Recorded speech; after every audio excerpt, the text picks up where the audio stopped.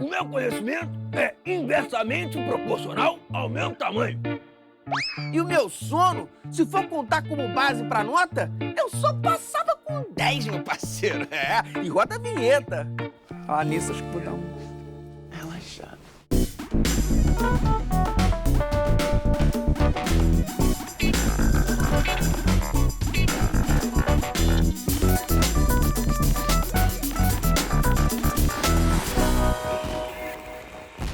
Hora do Enem no ar, hoje é dia de matemática. Lembrando que a gente também está online, é só acessar tvescola.org.br e youtube.com/tvescola. Aproveita e se inscreve.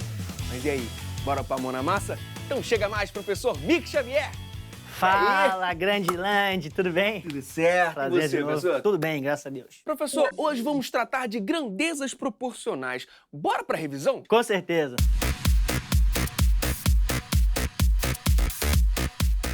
Primeiro, quando a gente fala de grandezas proporcionais, temos o conceito básico de variação proporcional. O que significa isso? Eu coloquei dois exemplos ali, que seria a representação de duas grandezas aqui no exemplo 1. Uma grandeza está variando da seguinte forma: 1, 2, 3, 4, 5 e assim sucessivamente. A grandeza de baixo: 2, 4, 6, 8, 10, 12 e assim sucessivamente. O que a gente consegue notar é que elas têm uma seguinte característica. A grandeza de cima, ela está aumentando. E a de baixo também. Sim. Então, se as duas grandezas aumentam, elas são grandes candidatas a serem grandezas diretamente proporcionais. Certo. Mas para serem grandezas diretamente proporcionais, elas precisam aumentar ao mesmo tempo ou diminuir também ao mesmo tempo, desde que seja na mesma razão de proporção. E aí é muito simples, a gente monta a seguinte ideia: ó. 1 está para 2, 1 está para 2, assim como 2 está para 4, assim como 3 está para 6 e assim sucessivamente. Observe que essas igualdades, elas trazem também um conceito muito importante que a gente chama de proporção, que vem lá do estudo das frações. O que é uma proporção? É uma igualdade de duas frações que representam o mesmo valor. E essas frações aqui, ó, se eu fizer a divisão de 1 por 2, 2 por 4, 3 por 6, vai dar o mesmo valor que é 0,5. Portanto, eu posso afirmar que essas duas grandezas no exemplo 1 são diretamente proporcionais. Certo. Já no exemplo 2, a gente tem 1, 2, 4, 5 e assim vai. 20, 10, 5, 4 e assim vai. O que eu posso observar de cara? A primeira grandeza está aumentando. A segunda está diminuindo. Certo. Está acontecendo exatamente o inverso. Enquanto uma aumenta, a outra diminui. Então, elas são grandes candidatas a grandezas inversamente proporcionais. Mas para que sejam inversamente proporcionais, precisam ter a mesma variação, ou seja, a mesma razão de proporção. Perfeito. Então, aqui, como é que a gente verifica isso? Você vai aqui, ó, a gente armou através da divisão. Aqui a gente arma através da multiplicação. Olha só, 1 vezes 20. Quanto é que dá 1 vezes 20? Vai dar 20. 2 vezes 10. Também vai dar 20. 4 vezes 5. Também vai dar 20. E, por último, 5 vezes 4 também vai dar 20. Então, eu posso afirmar que essas duas grandezas são inversamente proporcionais. A gente já falou aqui da proporção, né, que na verdade é um conceito que a gente fala que está dentro de grandezas proporcionais, mas o aluno ele aprende isso lá no estudo das frações, que na verdade a proporção é uma igualdade de duas frações, e aí vem aquela propriedade, a propriedade do cruz, credo, ou multiplicação cruzada, ou também eu gosto de chamar de x de Xavier.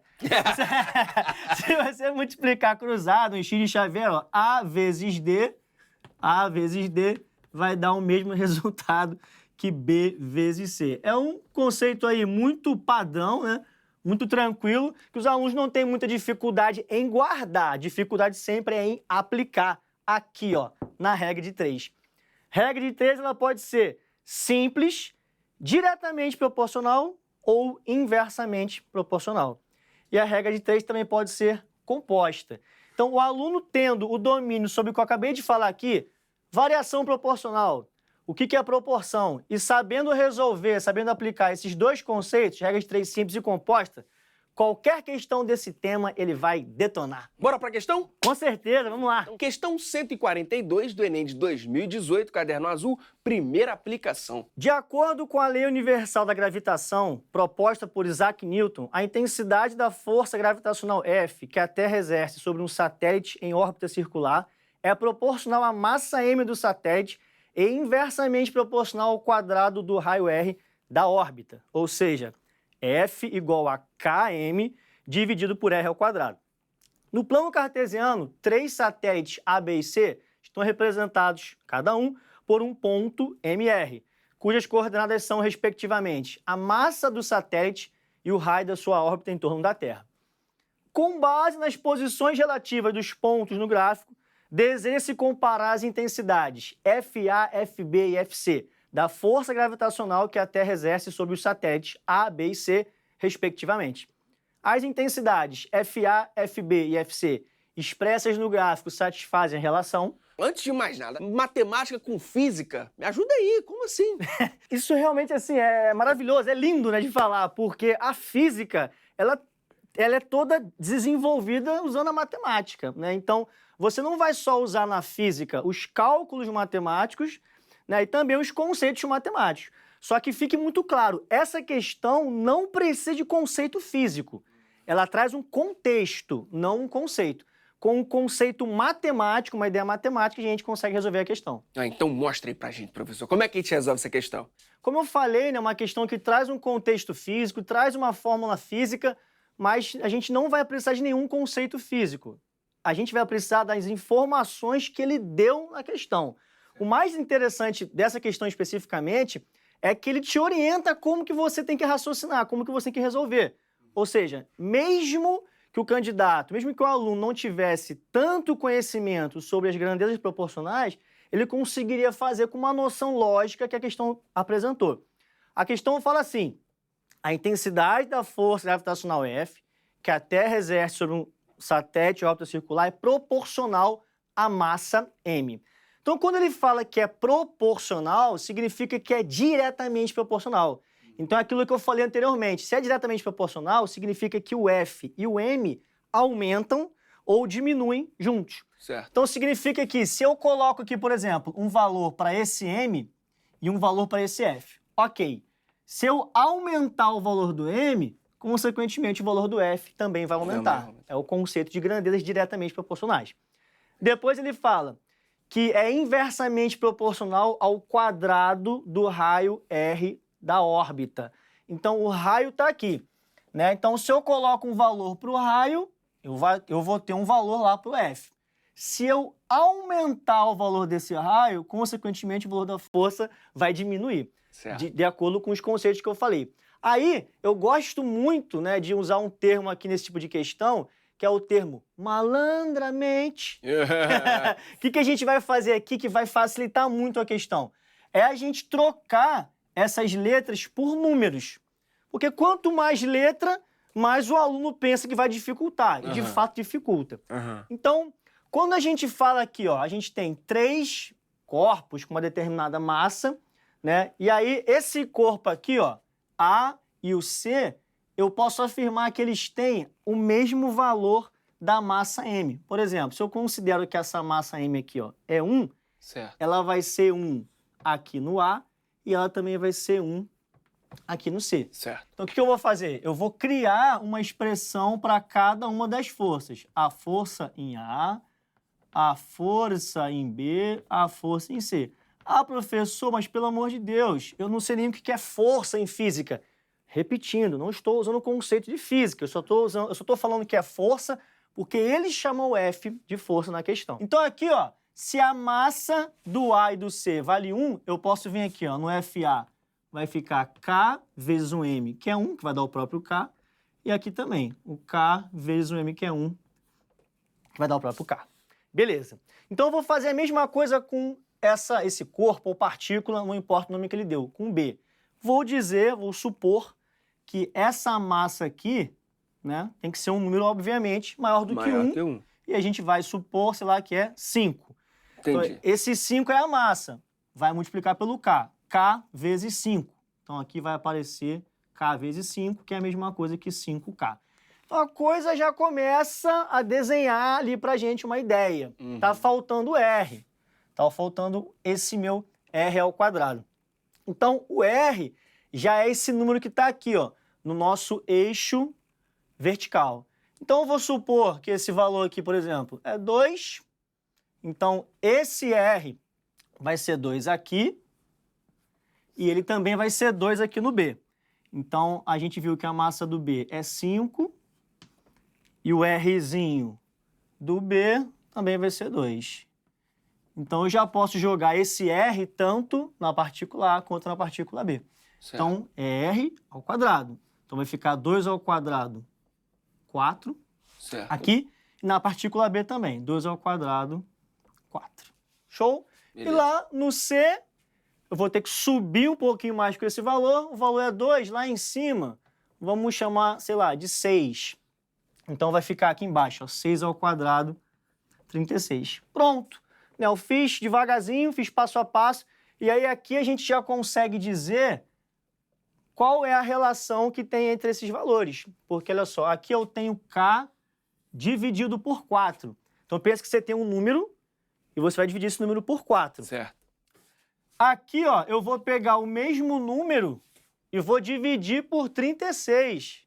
Então, o resultado vai dar bem menor. Certo. Então, eu posso afirmar com certeza que o FC é menor que o FA.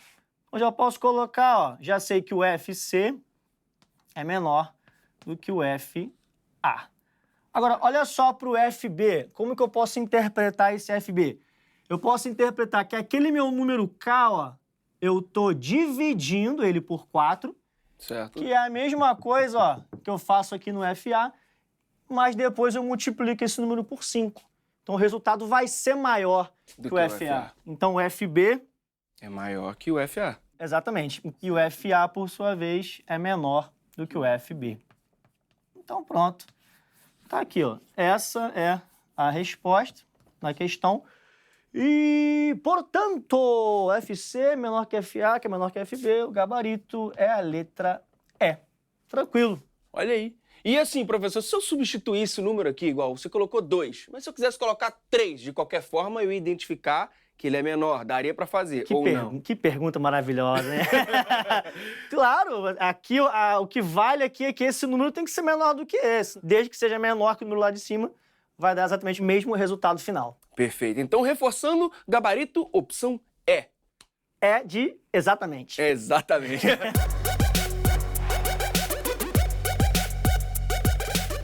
De que outras maneiras o Enem pode cobrar esse conteúdo, professor? Essa questão, ele nos deu uma expressão matemática que ele contextualizou dentro de um problema físico. Normalmente, a outra forma que o Enem gosta de cobrar esse tipo de questão é ele te dar as variações proporcionais no meio do problema, ou seja, as variações entre as grandezas, mas ele te pede a expressão. Você que vai ter que montar a expressão e identificar como que vai ficar essa relação proporcional. Professor, média aritmética é a famosa média. É, sem dúvida. Não é? É a famosa média. Por que o nome aritmética?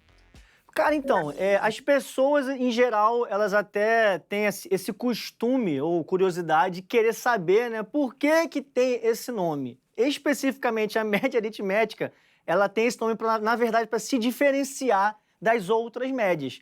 Ué, mas como assim? É porque no nosso cotidiano, o que a gente usa mais é a média aritmética. Por exemplo, você tem um consumo de energia na sua casa por mês. Em um mês você consumiu R$30, no outro você consumiu R$20, aquele valorzinho que aparece na nossa continha de luz. Se você quiser saber qual é o seu gasto mensal ao longo de um ano, o que você vai ter que fazer? Você vai ter que somar todos esses gastos de janeiro, fevereiro até dezembro. Aí vamos supor que esse valor deu R$600. Aí você, caramba, então nesse ano, em um ano, em 12 meses, eu tive um consumo no valor de R$600. Como que eu vou calcular o valor mensal, a média mensal? Um ano são quantos meses? 12. Então você vai pegar R$600, vai dividir por 12 e o resultado é 50. Então significa que você consumiu em média R$ 50 mensais. Essa é a média que a gente usa diariamente, normal e em várias outras situações também. Mas existem outras médias. A média ponderada, existe a média harmônica e existe a média geométrica. Não necessariamente o conceito de média aritmética, ponderada, geométrica, está relacionado com o nome. Então, já posso te dizer que média aritmética não tem nada em especial nesse nome. É a média que a gente está acostumado a utilizar no dia a dia. Perfeito. Então, bora ver como isso aparece numa questão? Com certeza.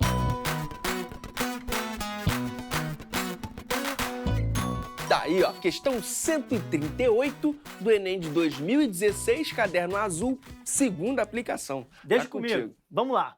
Um vendedor de assinaturas de TV a cabo teve, nos 7 primeiros meses do ano, uma média mensal de 84 assinaturas vendidas.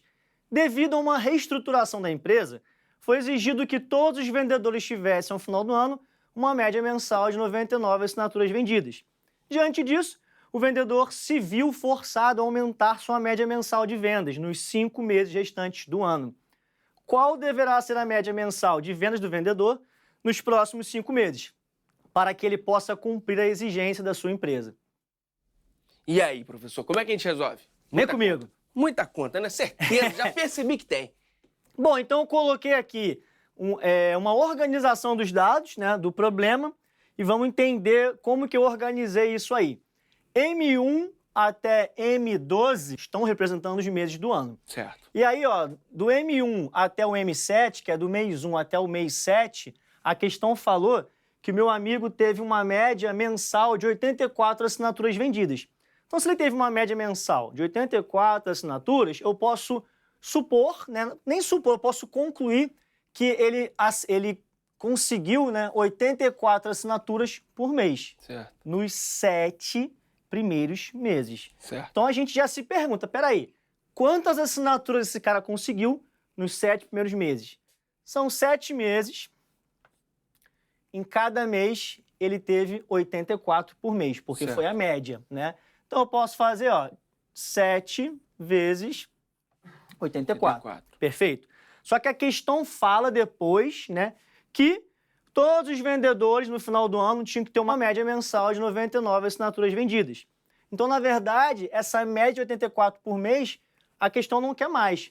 A questão quer, ó, que para o ano inteiro, para os 12 meses, ele tivesse 99 assinaturas por mês. Para que isso aconteça, eu preciso de um valor mensal aqui, ó, nos meses restantes. Certo. Então, o que eu vou fazer? Eu vou adicionar esses 5 meses. Ó, mês 8, mês 9, mês 10, mês 11 e mês 12. São 5 meses. Então, é mais 5 vezes o valor que ele vai vender em cada mês, que eu não sei. Aí vai entrar quem? O X. O que eu tenho que fazer com esse resultado aqui final? É a mesma ideia lá da conta de luz. Eu calculei o total consumido no ano e dividi por 12. Então, essa conta aqui significa o total de vendas que ele conseguiu fazer. Nos 7 primeiros meses, foi 84 por mês. 7 vezes 84. Nos últimos 5 meses, eu não sei quanto que ele vendeu por mês. Então, vai ser 5 vezes X. Tudo isso eu vou ter que dividir por 12, porque são 12 meses e isso aqui é a média aritmética. Certo. Qual é o resultado que ele quer? Ele quer que seja 99 por mês. Perfeito. Então, ó, isso tem que ser igual a 99. Então, isso aqui é o primeiro passo, você montar a expressão para resolver. Depois é só fazer a conta. Vamos fazer juntinho, ó.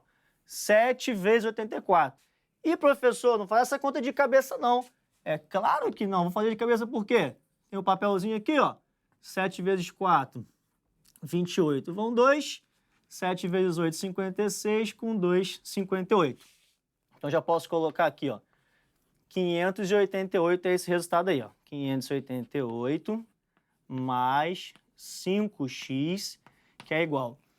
Aqui a gente vai ter que usar um conceito de equação, né? O 12 está dividindo, passa para o outro lado multiplicando. Certo. Então vai ficar 99 vezes 12, né? Ou 12 vezes 99, tá certo? Aí aqui a gente vai usar mais uma vez aquela ideia do malandramente. A gente pode pegar esse 99 aqui, ó, e trocar ele por 100 menos 1.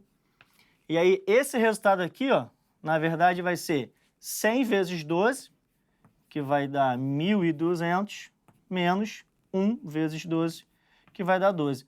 É uma ideia para você fazer a conta de cabeça, não precisar armar e ganhar tempo.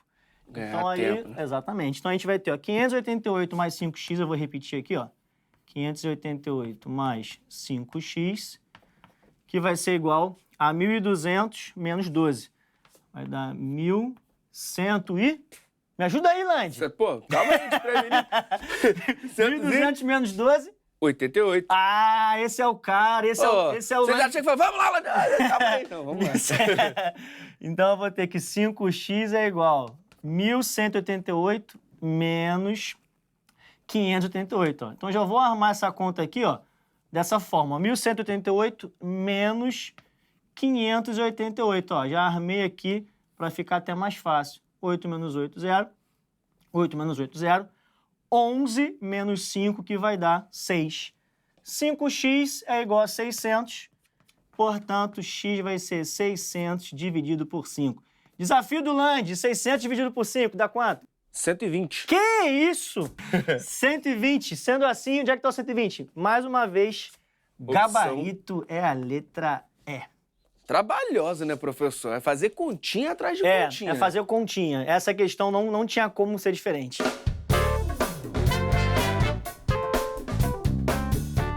Professor, de que outras maneiras o Enem pode cobrar esse conteúdo? Então, a boa notícia para quem vai fazer a prova do Enem é que média aritmética vem sendo muito cobrado.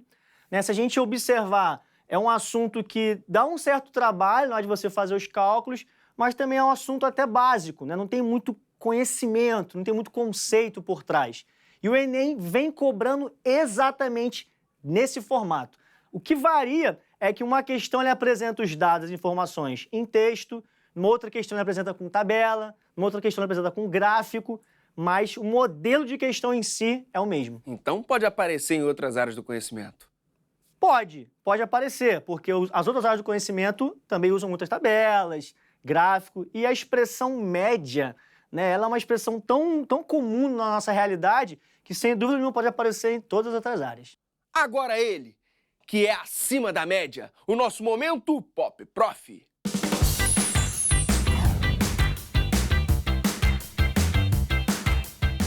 Professor, a cada dia eu sinto que precisamos valorizar mais a matemática, concorda comigo? Com certeza. Diante disso, eu peço a sua ajuda para criar, nesse exato momento, a Declaração Universal dos Direitos Numéricos. E aí, partiu? Meu Deus, vamos? Eu sugiro como primeiro artigo: todos os números são iguais perante a equação. Artigo 2. Os números podem ser representados de forma diferente perante a resolução. Todos os números são livres de valor e dotados de razão. Totalmente livres de valor, liberdade de valor. Pode existir liberdade de expressão para número? Acho que não, né? Então, liberdade de valor, pronto. Se a gente tiver um número que ele for maior do que ele mesmo, então esse número não existe. Essa conversa tá me fazendo relembrar os tempos de faculdade. Por quê? Quando a gente tinha que provar que 1 é maior do que 0. Então vamos criar um artigo. 1 é maior do que 0. Pronto, acabou. Mas eles não são livres, então são livres de valor? Ih, rapaz. Então como é que você vai provar que 1 é maior mesmo, que 0? acabou. Se eles são livres de valor, eles podem ser iguais. E agora? É isso aí, então fechado. Fechado. Tudo certo. Esse foi o professor Mick Xavier no nosso Momento Pop Prof. Professor, alguma dica, conselho para quem quer ficar fera em estatística e média aritmética? Ah, com certeza. Gente, vocês, alunos, têm que conhecer o Percursos Educativos de Matemática do TV Escola. Um site maravilhoso, que o aluno vai poder aprender muito. E lógico, né? Não deixar de conhecer o meu canal, youtube.com/Matemática em Foco Oficial, e até mesmo o meu site, que é o matematicaemfoco.com.br. Então não faltam recursos e alternativas para os nossos alunos. Aproveitando o que o professor falou, aqui vai o endereço: tvescola.org.br/percursos. Professor, muito obrigado mesmo por toda a ajuda, viu? Volto sempre. Tamo junto. Vai ter próxima, né? É isso aí, com certeza. Espero você aqui. Você volta? Com certeza. Só me Então chamar. tá, combinado aí. É isso aí. Bom, a gente fica por aqui, então até a próxima. Aproveitando que o Pro falou... Pro falou. O Salsicha que gosta desses bagulho. Pro falou, egizia. Sem querer, você cria uma palavrinha maneira. Tá vendo? Pro falou. Foi maneiro. Vai lá.